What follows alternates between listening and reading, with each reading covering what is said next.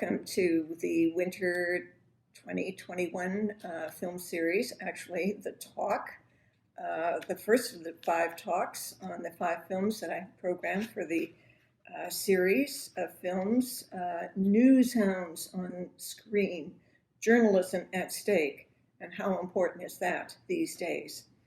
So we begin with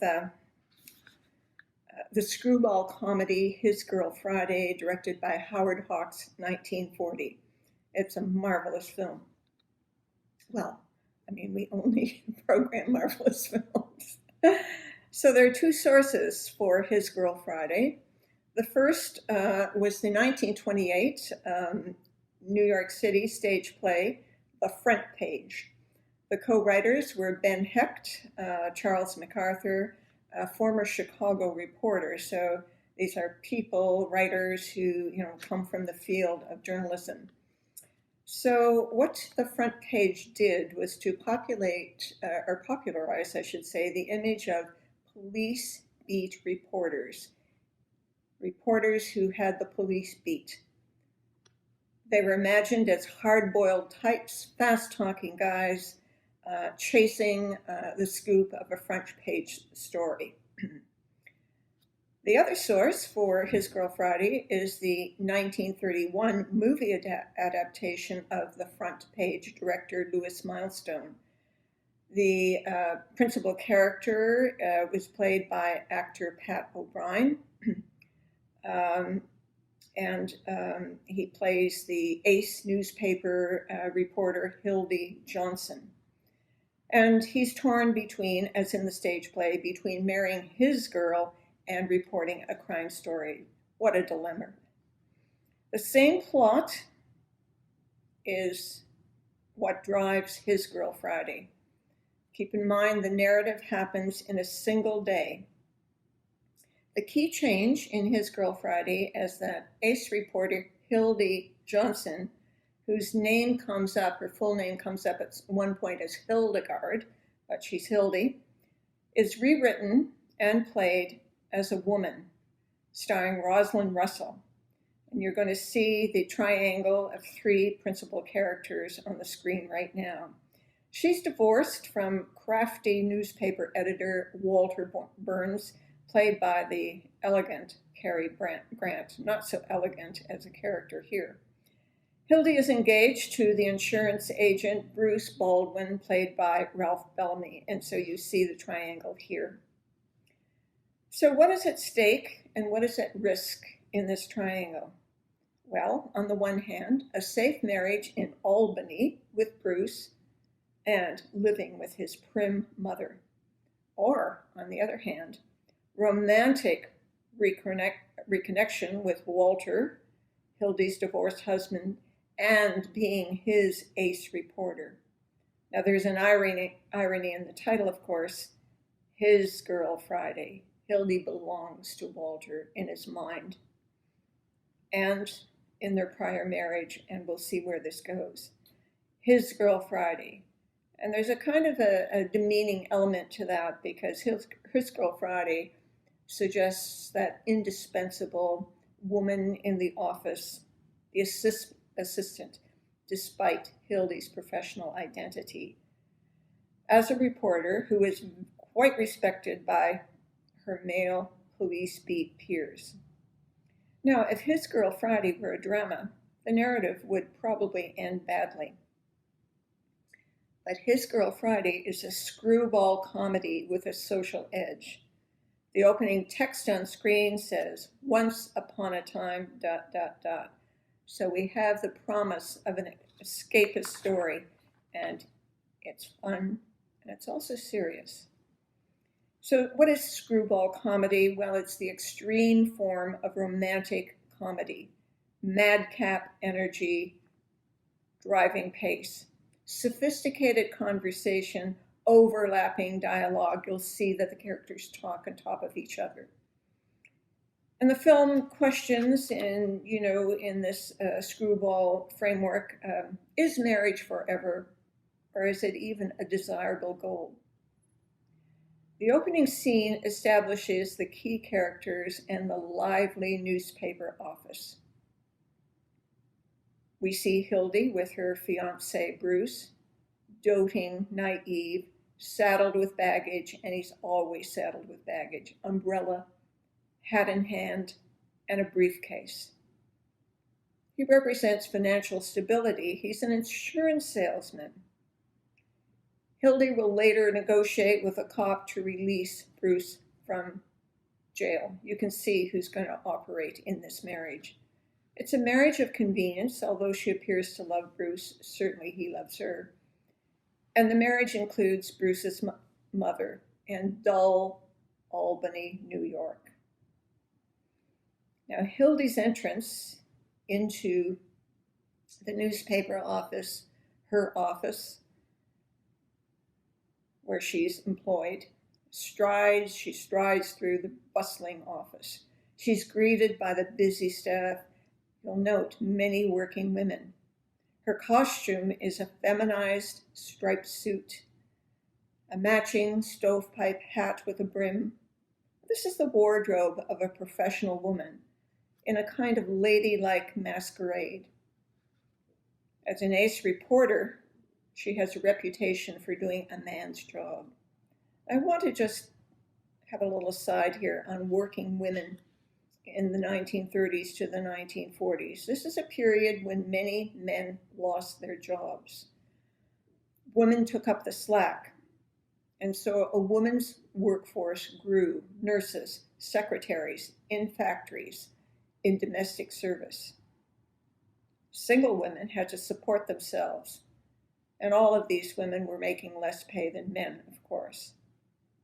And when we get to the busy restaurant scene for lunch, where Walter, in an ingratiating way, takes Bruce and Hildy, you're going to see in the background, if you look very carefully, a woman, and she's not a young woman. We only see her back, but we see her several times in the background. She's alone at the bar having her lunch. At an adjacent table, a man is alone at the table. So this is the norm, the workforce, the workplace, where men and women are not necessarily coupled. Now let's return to that opening scene after Hildy has strided into the office. The interior newspaper office is the editorial domain of her ex-husband, Walter Cary Grant.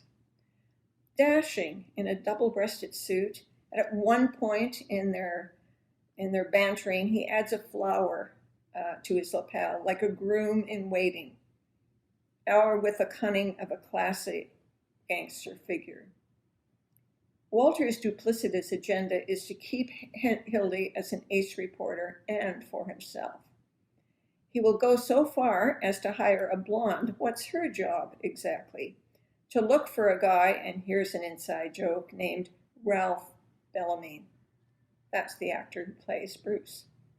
So the film has this, inside Hollywood joke. And if you know who Ralph Bellamy, the actor, is, then you get it. Hildy and Walter trade barbs. They are veterans of a testy work and marital relation before their divorce. She smokes, after all. She's a new woman, as new women did. Liberated, yet subject to Walter's tactics. Showing her tough side, Hildy pushes back the brim of her hat, the way men sometimes do, out of habit, as if a fedora, here with Walter and later in the company of male reporters, when she's getting down to the business of writing up the story. Here's their dialogue, or part of it. Hildy to Walter. I am fond of you, if only you weren't such a stinker. You're wonderful in a loathsome kind of way. This is the way some people get along. Walter baits Hildy to cover a breaking story in progress at the county jail. The bantering ceases upon seeing her engagement ring. Hildy, I want to go someplace where I can be a woman. Hildy shouting, you're a journalist. It's a very amusing scene. So I now want to talk about the casting of screen personas of the key actors in the film. Rosalind Russell, born in 1907, she died in 1976. She always played classy, glamorous roles and never a sex symbol. Tall, elegant woman. She appeared in many comedies in the 1930s and also dramas, and so she had a very strong screen presence. In Craig's Wife, directed by Dorothy Arzner, 1936, she plays a devious, ambitious wife. Cary Grant, born in 1904, lived into old age, I think about, 80 if you do the math, or over 80, died in 1986. So roughly their time, Russell and Grant, is contemporary. English-born American actor, leading man, with a transatlantic accent and ever debonair, even in comedies and dramas alike. He had a great sense of comic timing in screwball comedies, which was a very popular genre during the Great Depression, the 1930s. And some of you will know that between 1941 and 1955, he was Hitchcock's favorite male actor in 4 Hitchcock films: Suspicion, 1941, Notorious, 1946, To Catch a Thief, 1955, and North by Northwest, 1929. Academic film critic Richard Dyer, who has written a lot about movie stars and their screen effect, has said this: stars to whom terms like suave, gracious, debonair, sophisticated, charming include Cary Grant. These are people who have mastered the public world in the sense of performing in the world precisely with poise and correctness. They get the manners right. Dyer goes on to talk about women stars of screwball comedy: Katharine Hepburn, Carole Lombard, Rosalind Russell, and more recently, Barbra Streisand. He says that they have the uncomfortable, sharp quality of people who do survive and succeed in the public world. They do keep up appearances, but edgily, always seeming to be in the difficult process of doing so. I want to talk briefly about the Hollywood star system as a segue to address the issue of genre films in the 1930s. The Hollywood studios, made many kinds of genre films. And in doing so, they developed audience tastes for certain kinds of films: melodramas, gangster films, the social problem film, comedies. Now, His Girl Friday, 1940, uses elements of all of these genres, raising questions about gender roles. Here on the cusp of World War II, when His Girl Friday was released, audiences during the war enjoyed stylish, black and white genre films in movie theaters across North America. In fact, this period was the peak of movie-going to theaters ever. Now, His Girl Friday, let's look at the gender roles and reporters' work, how they come together. The film is a satire on personalities and on the means of newspaper reporting.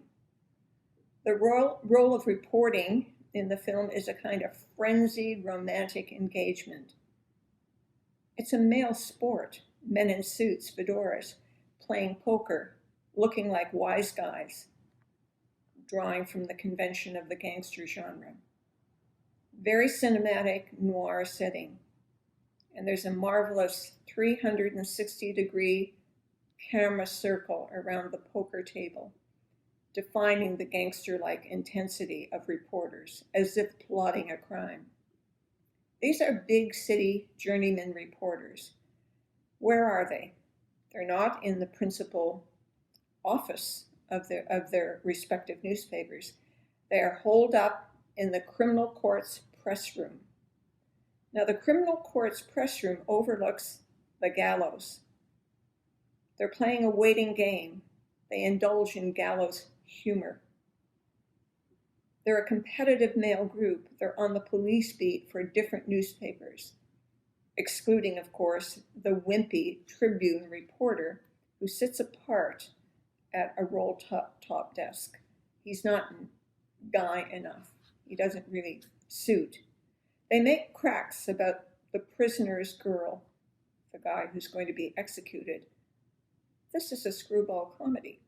You see how serious it can be. They make cracks about the prisoner's girl, Molly Malloy. It's a manic scene when the reporters compete on phones. And telephones, as you'll see in this image, are the tools of field reporters. They're delivering the story of a jailbreak that's occurred, offsetting the potential execution. The press room is lit like a noir scene. We see neon lights of the city flicker in the night sky. The reporter's tool is uniformly the telephone, delivering breaking news from the field. They are witnesses, or at least newspaper reporters often are on the police beat, to a pending execution, or, if there's a turn in the fate of the prisoner, a pardon for the prisoner Earl. When Molly Maguire, Earl's girlfriend, jumps out the window, there's a marvelous shot of the reporters. They're hanging out the window and they comment as they look down, she's moving. She should be okay. It's a very theatrical, stagey point of view on them. They're gawkers, cynical, hard-boiled men who have seen it all. Now, Hildy has a decided effect in her presence in the press room among the male peers. She has the daring do of the woman, superior, brash, effective. At one point, she's juggling two phones, one in each hand. In one hand, she's talking with Walter. In the other hand, she's talking with her fiancé, Bruce. And there's the triangle again. So the issue here, thematically, is a struggle, visually rendered and emotionally. Can a woman juggle a career and a romance? Or must she sacrifice career for a dull marriage? When Hildy announces that she's leaving to marry Bruce, the male peers in the press room bid her farewell, calling her by her surname, Johnson, accepting her as one of the boys. Hildy is the heart of the film. She combines ambition, moral values, and empathy. She fills a gap that's lacking in the cynical newspapermen. She's empathetic to the prisoner Earl's girlfriend, Molly Maguire. To the reporters, Molly is just a nuisance. When she interviews the prisoner Earl at the jail, she listens to his story. Earl, this slight, small man, is not a social risk. He escapes by chance, by police incompetence. And the state is very harsh. And this is comment on society of the time and its preoccupations. Meek Earl is accused of being a communist sympathizer. Let's hang him for that.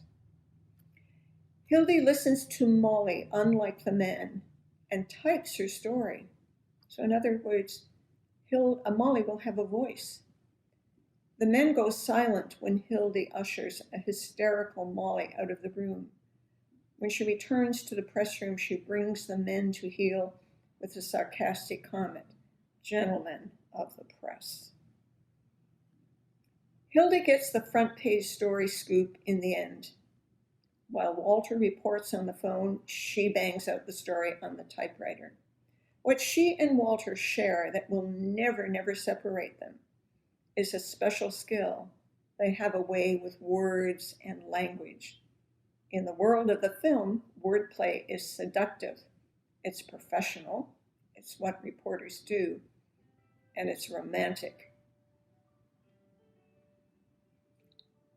Hildy can still be duped by Walter, professionally and romantically. He engineers the dismissal of the fiancé, Bruce, much as Walter manipulates the wimpy Tribune reporter to Hildy's amusement. The inevitable destiny is their escapist journey, a rushed remarriage, in effect an elopement, promising a Niagara Falls honeymoon. The plot twist is stopping in Albany to report on a strike there.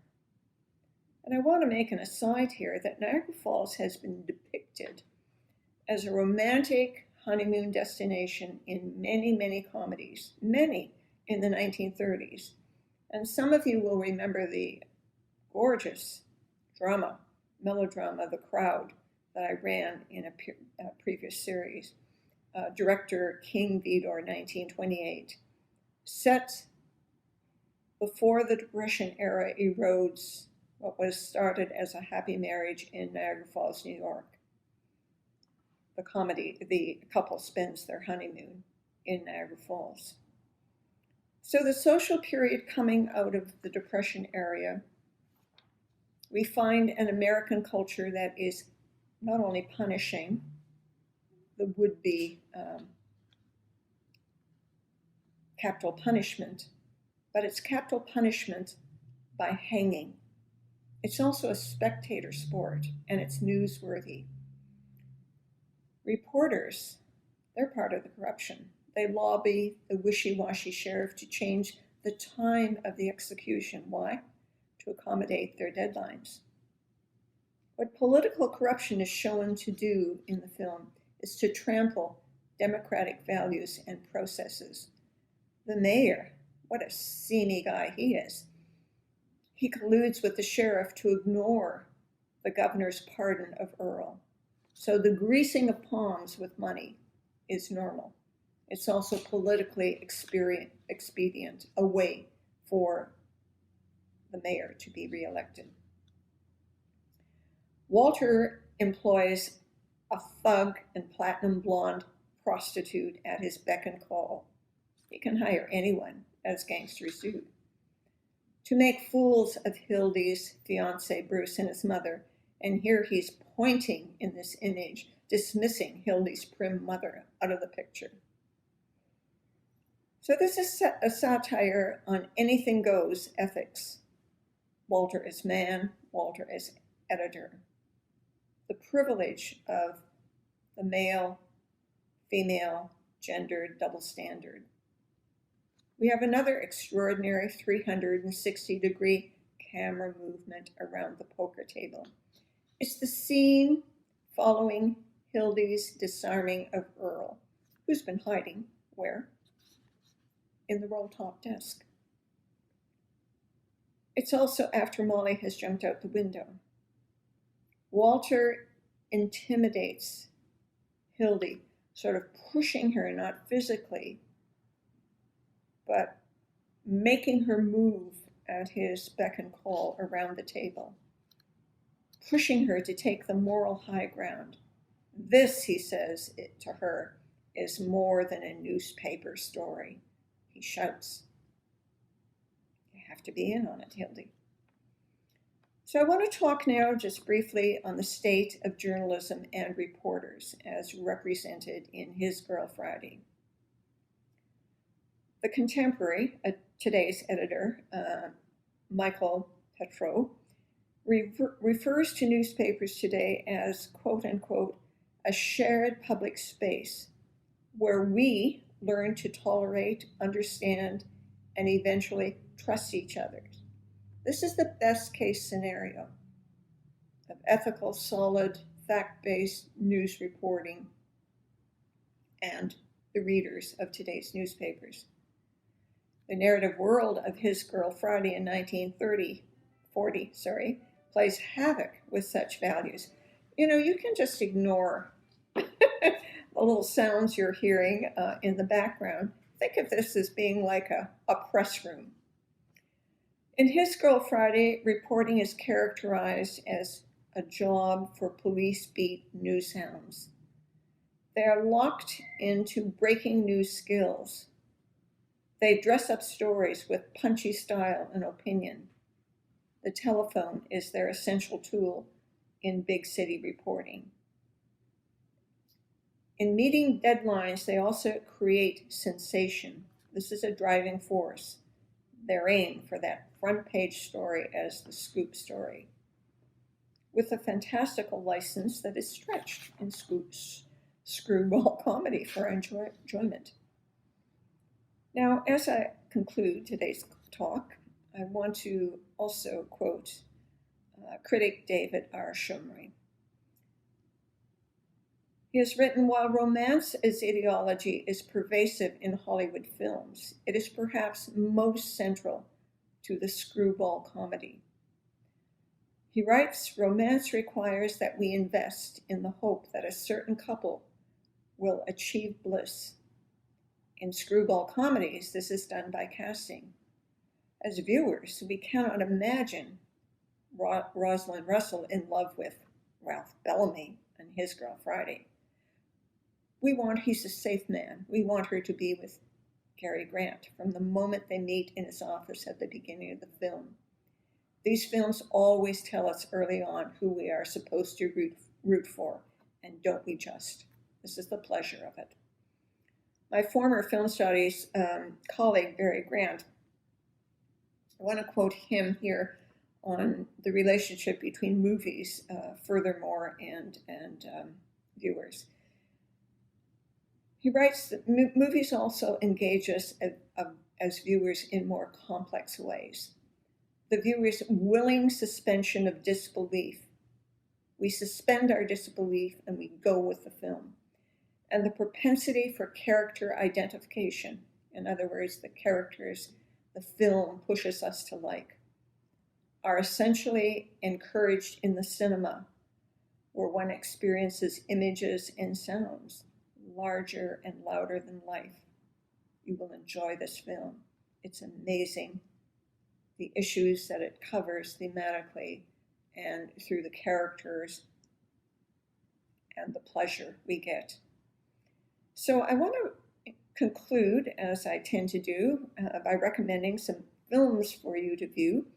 I'm suggesting that you might want to look at the original 1928 film on which his Girl Friday was based, titled The Front Page. It's free, accessible on YouTube. The great filmmaker Billy Wilder remade The Front Page 1974, casting Jack Lemmon as Hildy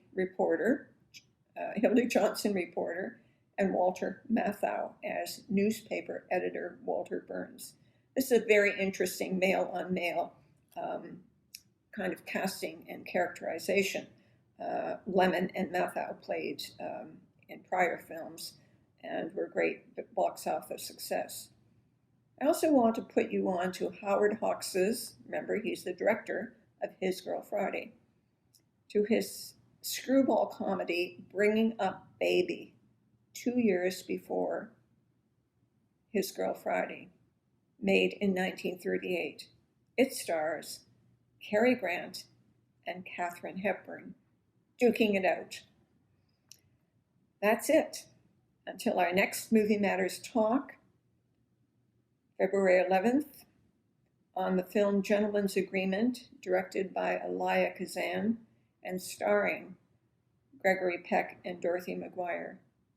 I hope the year 2021 goes well for you, for all of us, and safely.